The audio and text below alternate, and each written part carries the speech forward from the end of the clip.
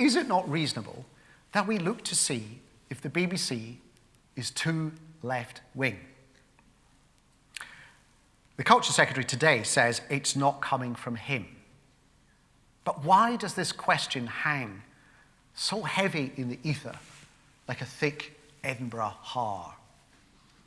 Full disclosure, I, a product of the BBC, stand before you as a Guardian reader. I also do so as a Telegraph reader. One of my first jobs was producing the news quiz on Radio 4, and scanning every newspaper every day for weeks on end made me instantly aware that no one newspaper told the whole story. The closer I peered at the page, the more holes I looked through. So it's become a habit to get the Guardian and Telegraph every day to get something approximating to both sides of the story. And our favourite game each morning over breakfast is to compare the photos on the two front pages. The Guardian frequently has something uncompromising, a picture of sludge or an abattoir. Well, the Telegraph goes out of its way to feature a photo of a smiling blonde woman in her 20s, even if it's under the headline, "The Sister of the Man Who Died." So you soon get to recognize their tics. Now, the BBC is not allowed to have tics. It has to remain impartial. But impartiality shouldn't mean dull. It has to feel fearless, questioning, pushing against the establishment view from whatever party. That's why Nick Robinson, Jeremy Paxman, Andrew Neil are so good at what they do. But hang on, Nick was once chairman of the Young Conservatives. Paxman has since outed himself as a One Nation Tory. And Andrew Neil has had a very close association with Rupert Murdoch.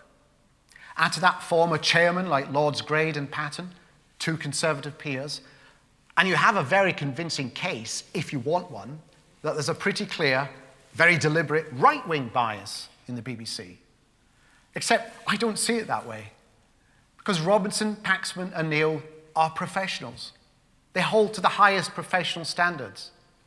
For my money, Andrew Neil gets more surprising admissions and squirming revelations out of politicians on a daily basis than anyone on television. And long may he do so. So the question shouldn't be, do these people have a political past? But what do they do with their knowledge and experience and passion for politics? Anyone with a passion and understanding of the subject is bound to have engaged with it.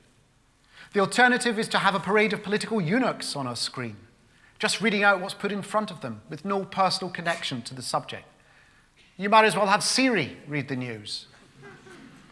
And just as when I see Michael Portillo present great train journeys of the world, I don't look out for him making subtle suggestions that the journey would be a lot better if the line were privatized. So too should we stop assuming that any presenter who has historically come from the political left would be equally biased.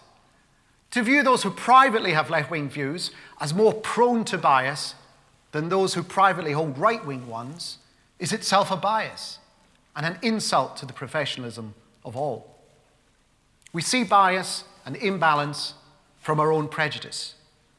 So we can have fun charting an exaggerated right-wing history of the BBC as easily as a left-wing one.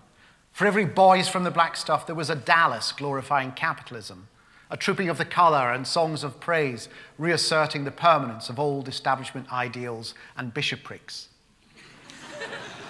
For every drama about homelessness, there's Antiques Roadshow weekly and literally enforcing the Thatcherite principle of selling off the family silver.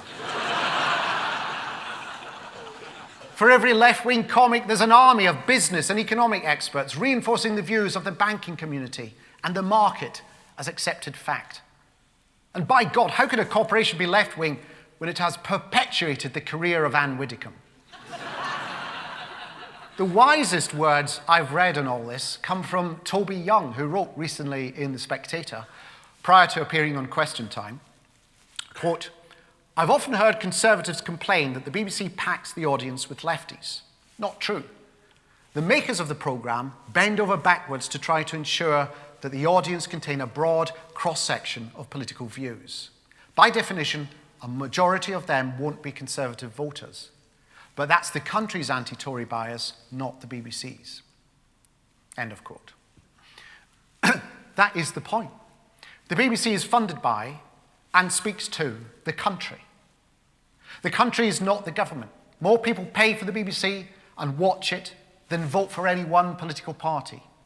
And politicians convinced that because they are in government, their views and values are the majority opinion of the day, are slaves to an illusion.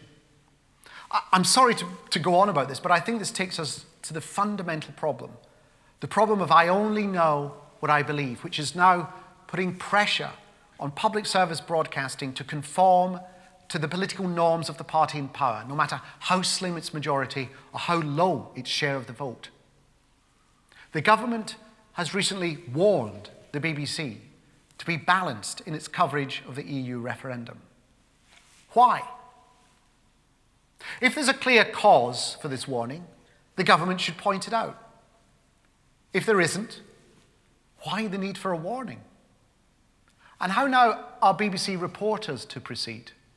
Subconsciously cowed into a fear that any too probing an analysis of a sensitive point, say the economic advantages or disadvantages of immigration, might lead to censure or reprimand.